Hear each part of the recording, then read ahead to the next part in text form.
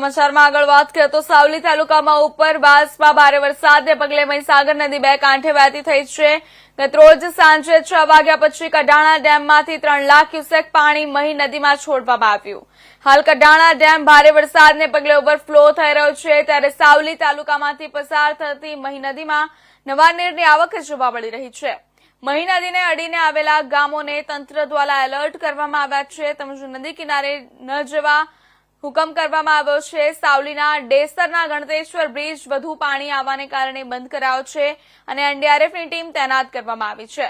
સાવલીના મહી નદીના કિનારાના કનોડા, પોઈચા, લાચનપુર, ભવાનીપુરા, ભાદરવા, ખાંડી, પોઈચા જેવા કિનારાઓના ગામોને એલર્ટ કરવામાં આવ્યા છે અને નદીથી દૂર રહેવા સૂચન સ્થાનિક તંત્ર દ્વારા કરવામાં આવ્યું છે.